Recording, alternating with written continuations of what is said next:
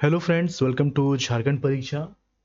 झारखंड परीक्षा यहाँ पर हम लोग जेएसएससी सीजीएल के लिए जो पेपर 3 जो है, तो पेपर 3 में झारखंड से 40 से ज़्यादा क्वेश्चंस पूछे जाएंगे और झारखंड के सेक्शन को हम लोग डिफरेंट डिफरेंट वे में कर रहे हैं। इसके जो टॉपिक्स हैं सिलेबस के, उसको कवर कराया जा रहा है। साथ ही साथ जो प्रीवियस ईयर क्वेश्चंस हैं, जो कि बहुत ही ज़्यादा इम्पोर्टेंट है इस एग्जामिनेशन के लिए, इसको भी सॉल्व कराया जा रहा है। टारगेट है 1000 प्लस की, लेकिन यदि आप ध्यान से इसको देखेंगे तो इन 1000 क्वेश्चंस के साथ आपके कम से कम 4 से 5000 तक क्वेश्चंस जो हैं सॉल्व हो जाएंगे। कैसे? आप एक्सप्लेनेशन देखिए, एक्सप्लेनेशन में हर क्वेश्चन के एक्सप्लेनेशन में 3 से 4 क्वेश्चन कवर हो जाता है। ओके, तो इस तरह से ये सिर्फ 1000 नहीं, 4 से 5000 क्वेश्चन का संग्रह है। ठीक है, इसके अभी तक 4 पार्ट्स अपलोड किए जा चुके हैं। ये जो है 5वां पार्ट है और हर पार्ट इंपॉर्टेंट है। इसमें जेएसएससी और जेपीएससी के थ्रू जो एग्जाम्स लिए गए हैं, तो उन एग्जाम्स के प्रीवियस ईयर क्वेश्चंस हैं। ठीक है, बहुत ज़्यादा इंपॉर्टेंट है। मॉर्निंग में झारखंड सामान्य अध्ययन के टॉपिक को कवर कराया जा रहा है, झारखंड हिस्ट्री का। ठीक है, झारखंड हिस्ट्री। बहुत से लोग पूछ रहे थे टाइमिंग क्या है। देखिए, हिस्ट्री जो है मॉर्निंग में अपलोड होता है और ये जो है ये दोपहर 12 बजे या फिर 9 बजे अपलोड हो रहा था। एक टाइमिंग फिक्स कर दी जाएगी और 3 से 4 टॉपिक झारखंड के एक साथ कवर कराए जाएंगे। मॉर्निंग में हिस्ट्री है, एक टाइम में करंट अफेयर कराया जाएगा और एक टाइम में ज्योग्राफी कराया जाएगा। ओके, और ये तो खैर इसका टाइमिंग फिक्स रहेगा, वो टाइमिंग बता दिया जाएगा।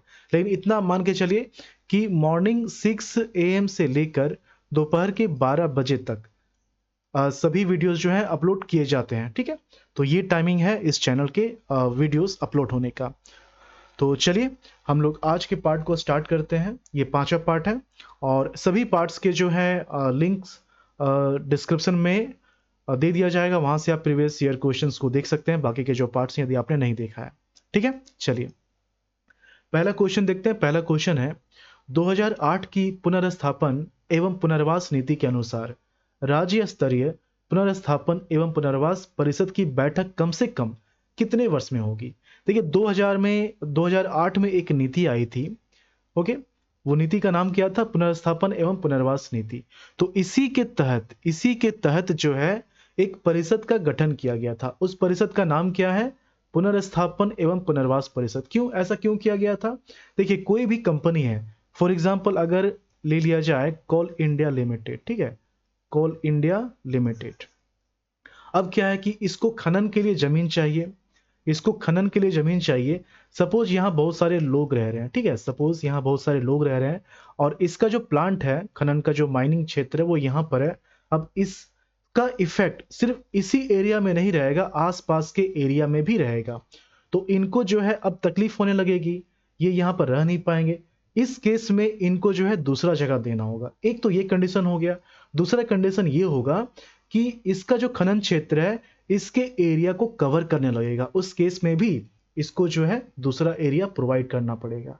ठीक है, क्योंकि कोई अगर रहता है तो उसके साथ बहुत सारे फैक्टर्स होते हैं, उन फैक्टर्स को आप डिस्टर्ब नहीं कर सकते हैं। ओके, तो इसीलिए इस नीति को लाया गया था। कब लाया गया था? 2008 में। और इसके तहत एक परिषद का गठन किया गया, पुनर्स्थापन एवं पुनर्वास परिषद। और ये जो परिषद है, इसके जो मेंबर्स होते हैं, इसके जो मेंबर्स होते हैं वो कौन कौन होते हैं? सबसे पहले देखिए, राज्य स्तरीय की बात हो रही है तो चीफ मिनिस्टर हो गया। चीफ मिनिस्टर के साथ साथ चीफ सेक्रेटरी भी होता है। अब अगर डिपार्टमेंट की बात की जाए, जिस डिपार्टमेंट से संबंधित है, उस डिपार्टमेंट का इसमें मिनिस्टर होगा, उस डिपार्टमेंट का मिनिस्टर होगा, उस डिपार्टमेंट का सेक्रेटरी होगा। ओके, और एक या दो सेंट्रल लेवल के एक्सपर्ट्स होंगे इस फील्ड से रिलेटेड। ठीक है, ये इसके मेंबर होंगे और साल में कम से कम 2 बार इसकी बैठक जो है होनी चाहिए, साल में 2 बार। और इस बैठक का नेतृत्व कौन करेंगे? चीफ मिनिस्टर करेंगे। ठीक है, तो यहां पर आंसर ऑप्शन बी 2 बार हो जाएगा। ओके, ऑप्शन बी 2 बार सही आंसर है। अगला क्वेश्चन देखते हैं। निम्नलिखित में से, एक मिनट, चलिए, तो अगला क्वेश्चन है, निम्नलिखित में से कौन से जलप्रपात नदी युग में सम्मिलित नहीं है? मतलब कि वाटरफॉल और उनका जो रिवर है, जिस रिवर पे वो वाटरफॉल है, कॉम्बिनेशन कौन सा सही नहीं है? होंडू स्वर्ण रेखा बिल्कुल सही है, जोना राहु सही है, तसोंग कांची सही है। ये जो है ऑप्शन डी लोध बराकर। लोध जलप्रपात जो है, लोध जलप्रपात ये कहां पर है? ये लातेहार में है, ठीक है, लातेहार में है। पलामू टाइगर रिजर्व जो है, पलामू टाइगर रिजर्व, इसका कुछ पार्ट लातेहार में भी है। तो इसी के जंगल में ये है लोध जलप्रपात, इसको बोलते हैं बूढ़ा जलप्रपात। बूढ़ा जलप्रपात भी बोलते हैं। क्यों बूढ़ा जलप्रपात क्यों बोलते हैं? क्योंकि ये जो जलप्रपात है ये बूढ़ा नदी में है। जिस नदी पर है इसका नाम है बूढ़ा या बुढ़ा, ठीक है, ये इस नदी का नाम है और काफी घने जंगलों के बीच में है। यही कारण है कि ये जो है अब पर्यटन का केंद्र बिंदु नहीं रह सका है। लेकिन कुछ चीजें हैं इंपॉर्टेंट, जैसे कि झारखंड का सबसे ऊंचा जलप्रपात है ये, 143 मीटर इसका हाइट है। फीट में देखा जाए तो 469 फीट, ठीक है। ये झारखंड का सबसे ऊंचा जलप्रपात है और भारत में इसका जो स्थान है वो 21वां स्थान है, ठीक है। भारत में 21वां है और झारखंड में पहला स्थान है। कहाँ पर है? लातेहार में है। किस नदी में है? बूढ़ा नदी में है, ठीक है। इसको बूढ़ा जलप्रपात भी बोलते हैं, बराकर नहीं होगा। तो इसका आंसर क्या हो जाएगा? ऑप्शन डी लोध बराकर। ओके, अगला क्वेश्चन, तिलैया बांध किस नदी पर निर्मित है? तिलैया बांध जो है ये कहां पर है? ये है कोडरमा में, ये कोडरमा में है। और किस नदी पर है? ये है बराकर नदी में, बराकर नदी पर है। ओके, बराकर नदी पर है और इसको जो है 1953 में एस्टैब्लिश किया गया था, प्रोडक्शन स्टार्ट हो गया था। और इसको ऑपरेट कौन करता है? यहाँ पर जो हाइड्रो पावर इलेक्ट्रिक प्लांट है इसको डीवीसी ऑपरेट करता है और डीवीसी का ही ये जो है आप कह सकते हैं कि परियोजना है। स्टार्टिंग में जो फर्स्ट फेज था डीवीसी का जो फर्स्ट फेज था जिसमें कि 4 बहुउद्देश्य परियोजनाएं लागू किए गए थे, उसमें से एक परियोजना यही था। ओके, 4 मेगावाट जो है हाइड्रो पावर प्लांट के थ्रू बिजली यहाँ पर उत्पादन किया जाता है, ठीक है, 4 मेगावाट। तो तिलैया बांध कहाँ पर है? बराकर में है। किस जिले में आता है? कोडरमा में आता है। ऑप्शन बी इसका सही आंसर हो जाएगा। ओके, अगला क्वेश्चन है, तुरामडी में किस खनिज का खनन होता है? तुरामडी जो है, तुरामडी कहाँ पर है? तुरामडी है ईस्ट सिंहभूम में, तुरामडी है ईस्ट सिंहभूम में। और यहाँ पर जो है, यहाँ पर यूरेनियम का खनन होता है, यूरेनियम का खनन होता है। जो मेन हब है यूरेनियम का झारखंड में वो क्या है? कहाँ है? Jaduguda, Jaduguda UCIL, uranium corporation of India limited. बस इसी से कुछ ही दूरी पर है, 20 से 30 किलोमीटर की दूरी पर है ये तुरामडी। ओके, जहां पर यूरेनियम का खनन होता है और ये UCIL के अंतर्गत ही आता है, ठीक है। यहाँ पर जो ऑप्शन आप देख रहे हैं, एक अब्रक, ठीक है, जिसको माइका भी बोला जाता है और रीजनल भाषा में इसको रूबी भी बोला जाता है। कोडरमा में है, कोडरमा जिसको भारत की अब्रक राजधानी के नाम से जाना जाता है, ठीक है। तो यहाँ पर तुरामडी किससे संबंधित है? यूरेनियम। ऑप्शन डी यूरेनियम इसका सही आंसर हो जाएगा। अगला क्वेश्चन है, पारसनाथ पहाड़ी की ऊंचाई क्या है? पारसनाथ पहाड़ी जो है ये कहां पर है? ये है गिरिडीह में, ये है गिरिडीह में। और इसकी जो हाइट है मीटर में 1365 मीटर और फीट में 4478 फीट। क्वेश्चन आया था जिसमें ऑप्शन में 4480 था, तो नजदीकी वाला भी आप आंसर कर सकते हैं। ये दोनों डेटा याद रखना है। इसको जैन धर्म का मक्का भी बोला जाता है। जैन धर्म में टोटल 24 तीर्थंकर हुए, उन 24 में से 20 तीर्थंकर को निर्वाण की प्राप्ति पारसनाथ पहाड़ी पर हुआ है। ओके, जो पहले थे वो कौन थे? अजीतनाथ। और जो लास्ट थे वो कौन थे? लास्ट 23rd पार्श्वनाथ, ठीक है। और इसका जो हाईएस्ट पॉइंट है उसको क्या बोलते हैं? समेत शिखर बोलते हैं। क्या बोलते हैं? समेत शिखर बोलते हैं, ठीक है। ये जो है छोटा नागपुर पठार का पूर्वी क्षेत्र है। तो इसका हाइट मीटर में 1365, ऑप्शन सी सही आंसर हो जाएगा। ओके, अगला क्वेश्चन है, नई औद्योगिक नीति 2016 के अंतर्गत सीमेंट क्षेत्र में बृहत परियोजना के लिए न्यूनतम पूंजी निवेश की आवश्यकता है। कितना निवेश होना चाहिए कम से कम? देखिए, 2016, देखिए 2001 में पहली औद्योगिक नीति आई थी, ठीक है। 2012 में दूसरी औद्योगिक नीति आई, उसके बाद 2016, और इसका जो नाम था ये औद्योगिक औद्योगिक एवं निवेश प्रोत्साहन नीति, ठीक है। उसके बाद 2021 लेटेस्ट है, इसका भी यही नाम है, औद्योगिक एवं निवेश प्रोत्साहन नीति।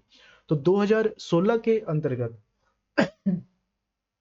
सीमेंट क्षेत्र में बृहद परियोजना के लिए जो पूंजी निवेश जो चाहिए होता है वो कितना चाहिए होता है, ये चाहिए होता है 300 करोड़। ऑप्शन सी 300 करोड़ इसका सही आंसर है। ओके, अगला क्वेश्चन देखते हैं। संथाल परगना काश्तकारी अधिनियम 1949 एसपीटी 1949 की धारा 22 के तहत एक रैयत किस परिस्थिति में, क्वेश्चन को समझिए, क्वेश्चन आपने समझ लिया तो बस इसका एक्सप्लेनेशन आप समझ जाएंगे। ओके, देखिए ये धारा 22 है, बहुत से धाराएं हैं, तो उसमें से एक धारा 22, इसके तहत एक रैयत जो है किस परिस्थिति में अपने जोत भूमि को एसडीओ और मुखिया व मूल रैयत को सूचना देकर अस्थायी रूप से कृषि हेतु न्यास में रख सकता है। ओके, देखिए एसडीओ, मुखिया और जो मेन रैयत है, ठीक है, मेन रैयत है, इसको क्या है, आप कह सकते हैं कि इसको सूचित करके जो है अस्थायी रूप से कृषि हेतु इस पे आप कह सकते हैं कि मालिकाना हक या फिर स्वामित्व के लिए इसको इसमें कंटिन्यूटी बनाए रख सकता है। ओके, तो कैसी परिस्थिति में, एक परिस्थिति ये हो सकती है कि जो रैयत जो ये करना चाह रहा है वो नाबालिग हो, नाबालिग हो या फिर विधवा हो, तो ऐसी स्थिति में वो कर सकता है, ठीक है। दूसरा केस है कि उसके पास कृषि करने के लिए किसी तरह का साधन नहीं है, जैसे कि बैल नहीं है या फिर ट्रैक्टर, किसी तरह का साधन नहीं जिससे वो कृषि कर सके, ठीक है, एक ये हो गया। तीसरा ये है कि कुछ समय के लिए, मतलब अस्थायी रूप से वो जो है गांव में अब अनुपस्थित रहे। तो ये तीन परिस्थिति है जो कि यहाँ पर दर्शाया गया है, ठीक है, और इसीलिए इसके सारे ऑप्शंस जो हैं सही हो जाएंगे। गांव से अस्थायी अनुपस्थिति की स्थिति में, हल चलाने लायक बैलों की कमी की स्थिति में, रैयत के विधवा व नाबालिग होने की स्थिति में, इनमें से सभी, तो ऑप्शन डी जो है इसका सही आंसर हो जाएगा। एसपीटी 1949 धारा 22, ठीक है, ये संथाल परगना में लागू है। संथाल परगना में 6 जिले हैं, देवघर, दुमका, गोड्डा, साहिबगंज, पाकुड़, जामताड़ा, तो ये 6 जिलों में एसपीटी चलता है, एसपीटी 1949। ओके, तो चलिए अगला क्वेश्चन देखते हैं। ये जेपीसी का क्वेश्चन है, जेपीसी जेसीसी दोनों के क्वेश्चन हम लोग देखेंगे इस सीरीज में।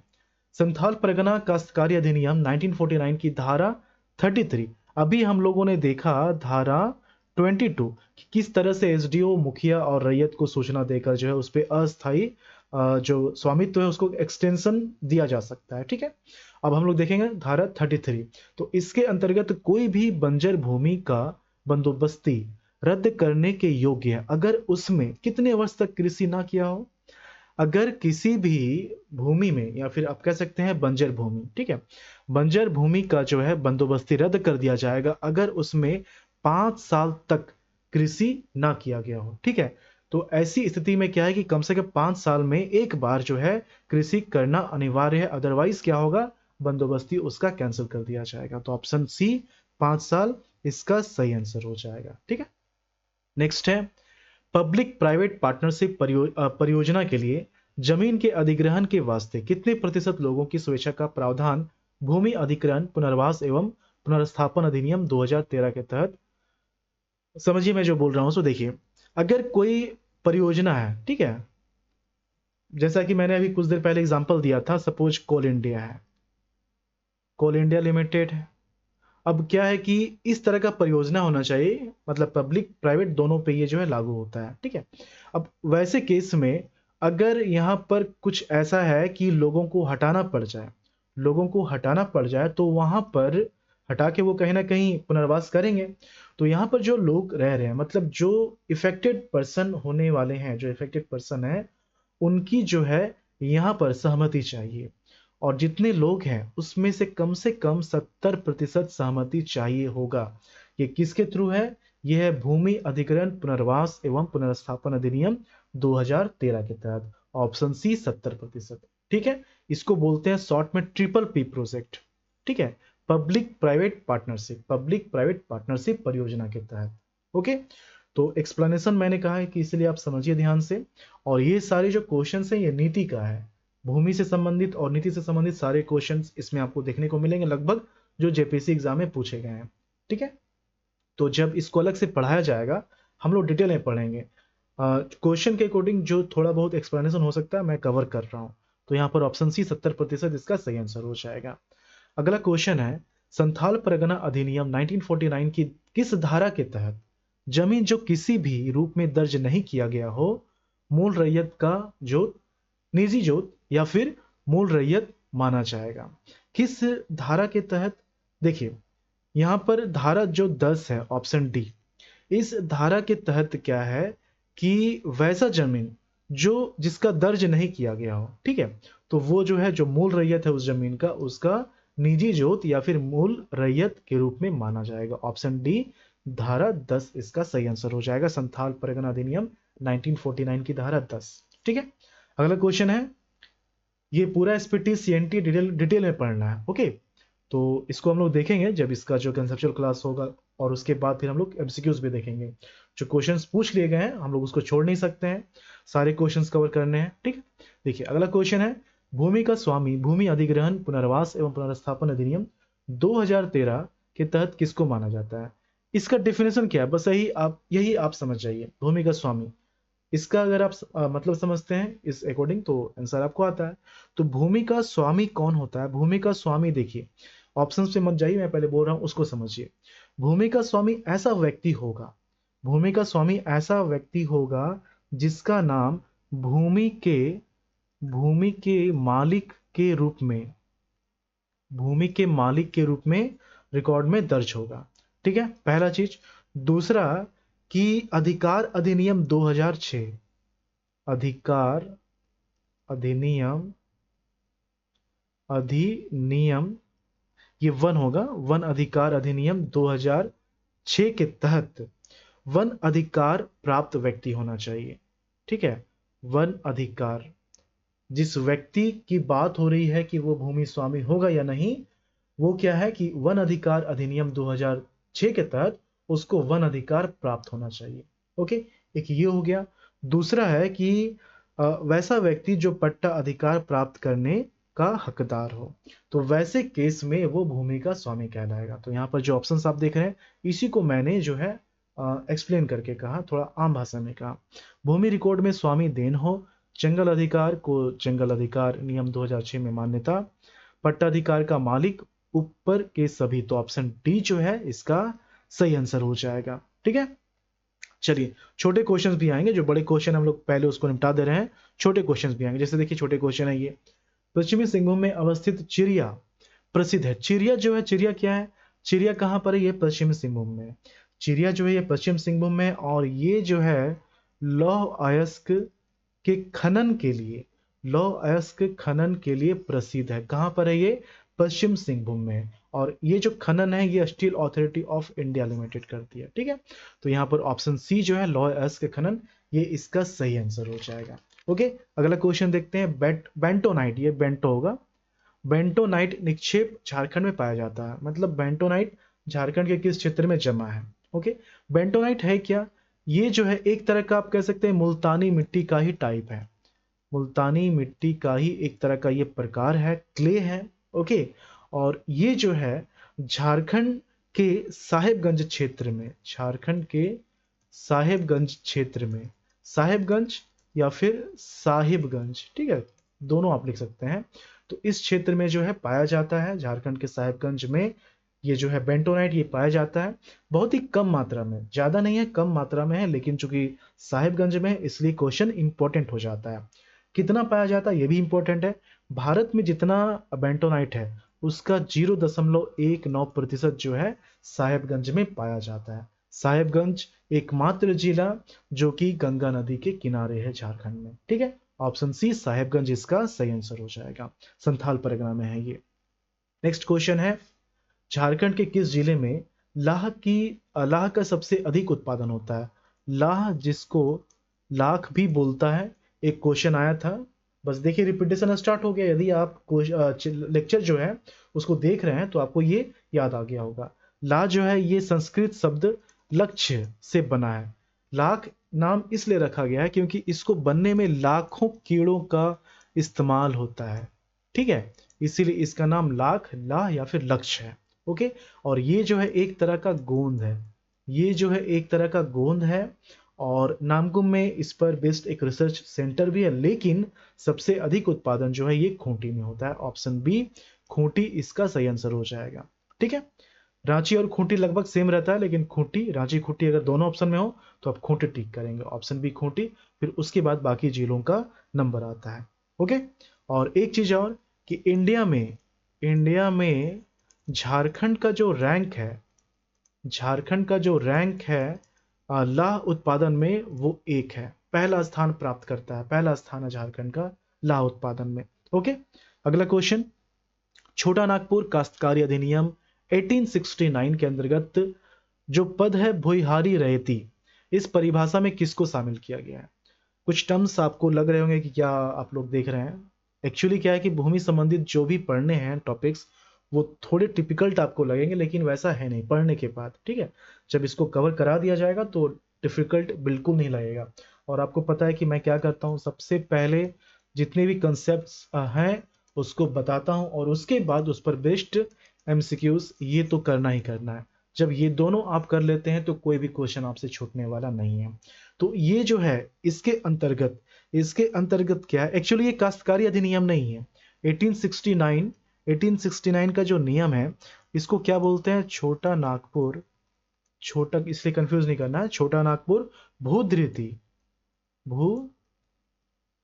भूधृति अधिनियम, भूधृति अधिनियम 1869, ठीक है।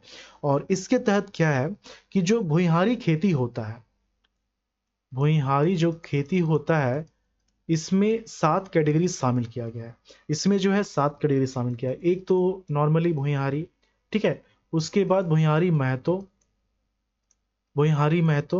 उसके बाद भुइहारी मुंडारी है, भुइहारी मंडारी है, फिर उसके बाद जो है अ, पाहन है या फिर पाहनी आप बोल सकते हैं, फिर पहावारा है, ओके, फिर डाली कटारी है। इसी तरह के जो है लास्ट में आता है 7वां जो है वो आता है भूत खेती या बट खेती भी इसको बोलते हैं, ठीक है, भूत खेती या बट खेती भी बोलते हैं। तो ये जो है ये सब सातों इसमें, अब देखते हैं 7 में से कौन कौन से ऑप्शन में है। तो यहाँ पर देखिए मुंडा को नहीं, ये नहीं है, भूत खेत है, जमीन का जो टाइप है मुंडारी है, भुइहारी मुंडारी है, ठीक है, लेकिन भुइहारी रैयती की परिभाषा में भूत खेत शामिल हो जाएगा, ऑप्शन बी भूत खेत, ठीक है, ये इसका सही आंसर हो जाएगा।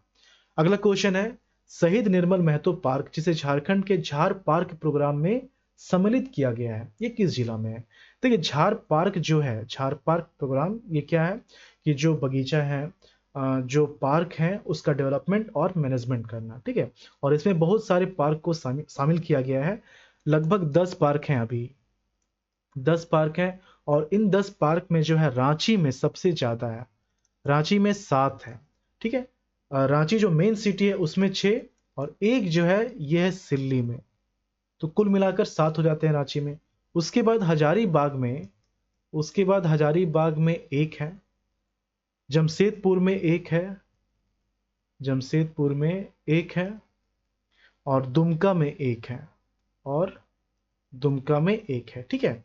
तो हजारीबाग में जो है, हजारीबाग में झार पार्क प्रोग्राम के तहत जिस पार्क को शामिल किया गया उसका नाम क्या है, शहीद निर्मल महतो, तो ये कहाँ है, ऑप्शन सी हजारीबाग में, ठीक है।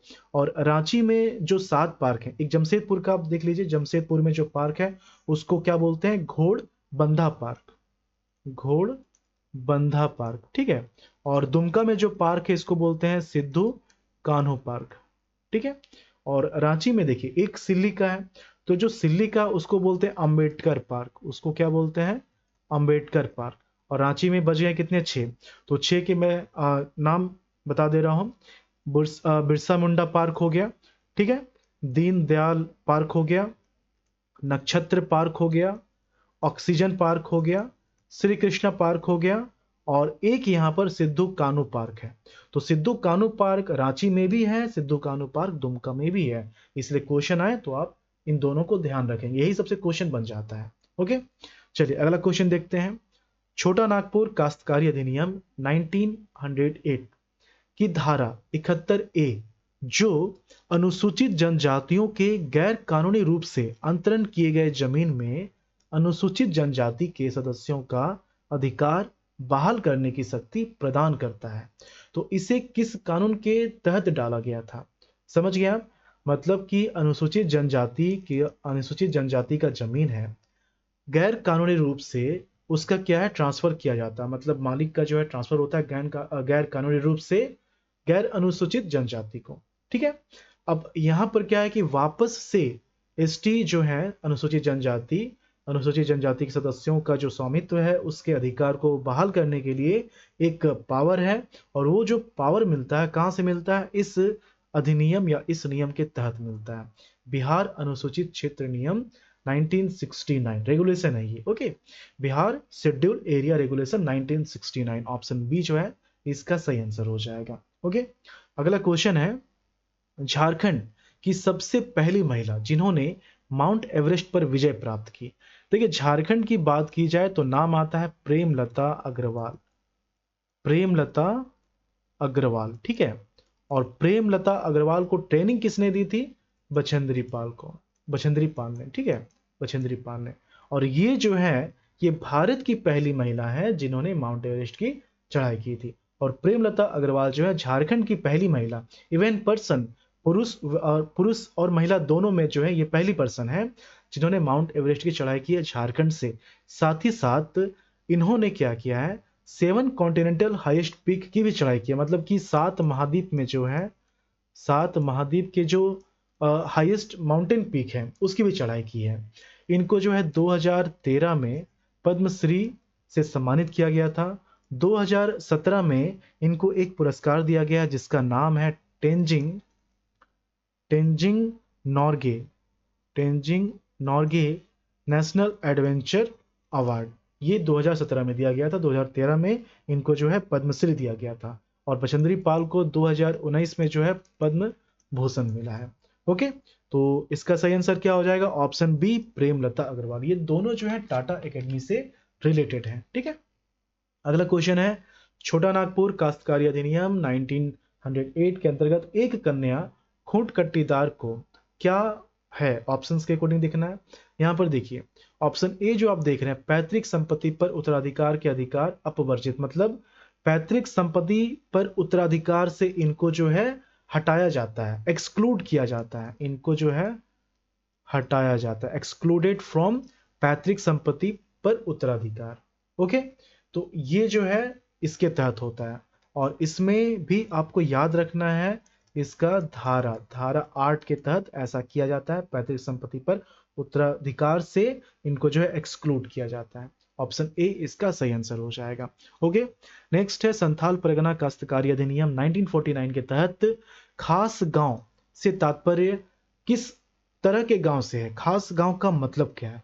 खास गांव वैसा होता है, खास गांव वैसा होता है, एक्चुअली ये जो है धारा 2 का क्लाउज नंबर 9 में मिलेगा, और उसमें खास गांव का डेफिनेशन है, और खास गांव उसको बोलते हैं जिसमें कोई मूल रैयत नहीं हो, कोई मुखिया नहीं हो। ओके, इसलिए यहां पर ऑप्शन सी जो है ए और बी ये दोनों इसका सही आंसर हो जाएगा। ओके, अगला क्वेश्चन देखते हैं, सन 2011 में संपन्न 34वें राष्ट्रीय खेलों का शुभांकर हुआ था, ये क्या था?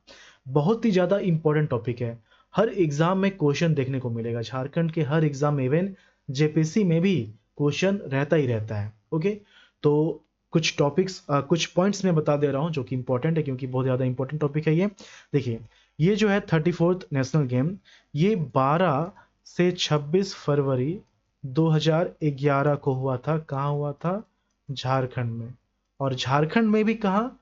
झारखंड में 3 डिस्ट्रिक्ट, रांची, जमशेदपुर और धनबाद में। ठीक है, और धनबाद में इसका उद्घाटन जो हुआ था इसका उद्घाटन मतलब ओपनिंग सेरेमनी जो हुआ था, और इसका जो समापन समारोह जो हुआ था, समापन समारोह, ये दोनों कहाँ हुआ था? ये दोनों हुआ था बिरसा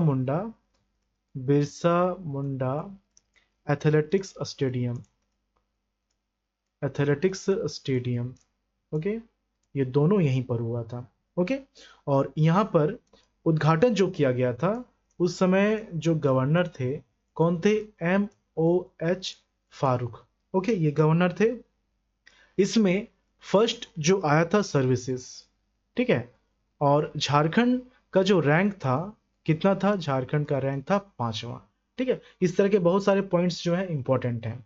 तो यहाँ पर इसका जो शुभंकर था वो क्या था? शुभंकर मतलब मास्कोट जो था वो था सीसु हिरन, जिसको छुआ बोला गया है। ऑप्शन ए सीसु हिरन मतलब हिरन का बच्चा। ओके, ऑप्शन ए इसका सही आंसर हो जाएगा। अगला क्वेश्चन है, रजरप्पा की नदियों के संगम पर अवस्थित रजरप्पा जो है ये कहाँ पर है? ये रामगढ़ में है, ये रामगढ़ में है। और रामगढ़ जो है ये 12 सितंबर 2007 को हजारीबाग से अलग करके एक नया जिला बना था। सबसे लेटेस्ट डिस्ट्रिक्ट यही है, 24th है, 23rd खूंटी होता है, इसी डेट में बना था। ओके, और यहाँ पर रजरप्पा जो कि हिंदू तीर्थ स्थान है, यहाँ पर एक मंदिर है, छिन्न मस्तिका मंदिर, छिन्न मस्तिका मंदिर। ओके, जो कि तंत्र खासकर तांत्रिकों के लिए फेमस है ये, ठीक है, मंदिर। और ये जो है रजरप्पा, ये दामोदर, दामोदर और भैरवी, लोकल भाषा में इसको भैरा बोला जाता है, इन दोनों नदी के संगम पर है। रजरप्पा वाटरफॉल है, रजरप्पा वाटरफॉल है। और इस तरह के वाटरफॉल को क्या बोलते हैं? यहाँ जो वाटरफॉल है इसका जो टाइप है इसको बोलते हैं नीक पॉइंट, नीक पॉइंट, ठीक है, नीक पॉइंट। इस पर एक क्वेश्चन भी आया था, आपको याद होगा कि रजरप्पा का जो वाटरफॉल है वो किस तरह का है, तो नीक पॉइंट है इसका टाइप। ठीक है, अगला क्वेश्चन, मोहन कुमार मंगलम स्टेडियम कहाँ है? देखिए, झारखंड में बहुत सारे स्टेडियम है, क्वेश्चन भी आता है कौन सा स्टेडियम कहाँ है। जैसे कि 3 क्वेश्चन अभी तक स्टेडियम से पूछा गया है। एक पूछा गया है कीनन स्टेडियम कहाँ है, कीनन स्टेडियम कहाँ है? ये कहाँ है? जमशेदपुर में, जमशेदपुर में। ओके, फिर एक पूछा गया था करजन स्टेडियम या फिर करजन ग्राउंड कहाँ है? करजन ग्राउंड, जिसको हजारीबाग, हजारीबाग स्टेडियम भी बोलते हैं, ठीक है, तो ये हजारीबाग में है। और ये जो आप देख रहे हैं मोहन कुमार मंगलम स्टेडियम, ये कहाँ है? ये है बोकारो में, ये है बोकारो में। ऑप्शन डी इसका सही आंसर हो जाएगा। ठीक है, नेक्स्ट है, झारखंड में प्रति व्यक्ति वन एवं पेड़ों का आच्छादन क्या है, मतलब कवरिंग क्या है? ठीक है, तो जो one report, latest one report है, वन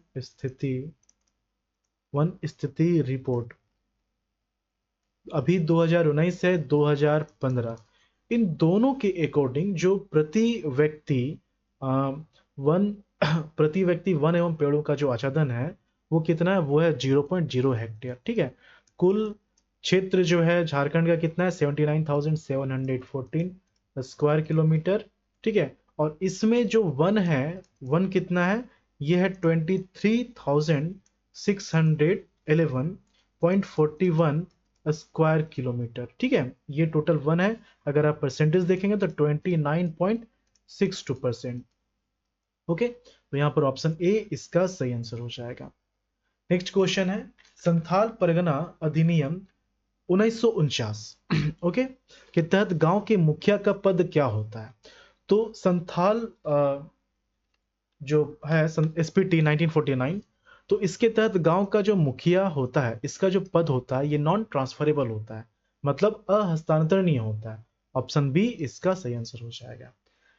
इस सीरीज में क्या है कि सीएनटी और एसपीटी, इससे ज़्यादा क्वेश्चंस पूछे गए थे। एक्चुअली क्या है कि क्वेश्चन को उठाया जा रहा है, चाहे वो जेपीसी हो या फिर जेसीसी हो, उसको कंप्लीटली खत्म किया जा रहा है। जैसे कि जेपीसी है, जेपीसी का 2016 क्वेश्चन है, ओके, पीटी का, तो अब कंप्लीटली उसको खत्म किया जा रहा है। तो काफ़ी क्वेश्चन पूछे गए थे, जितना क्वेश्चन दिया गया था सिलेबस के अकॉर्डिंग उतना क्वेश्चन पूछा गया था। ओके, इसी तरह के क्वेश्चन आपको जो है सिलेबस वाइज मिलेंगे, और ये पढ़ना है। ओके, ये पढ़ाई करनी है, और जब कंसेप्ट वाली क्लास आप देखेंगे तो काफ़ी कुछ आपको समझ में आ जाएगा, और उसके बाद एमसीक्यूज के बाद जो है ये काफ़ी क्लियर हो जाएगा, कुछ भी छूटने वाला नहीं है। ओके, तो चलिए हम लोग अगले पार्ट में मिलेंगे, और भी 25 क्वेश्चन के साथ। और बाकी के जो टॉपिक्स हैं उसको आप देखते रहिए, जैसे कि करंट अफेयर जो है, देखिए जो कंसेप्चुअल क्लास है उसका पीडीएफ आपको सेंड कर दिया जाएगा टेलीग्राम में। थोड़ा डिले हो जा रहा है, मैं कोशिश करूंगा कि जस्ट एक दिन के बाद या फिर उसी दिन टेलीग्राम में उस कंसेप्चुअल क्लास का पीडीएफ अपलोड कर दूं। ठीक है, धन्यवाद, मिलते हैं अगले क्लास में।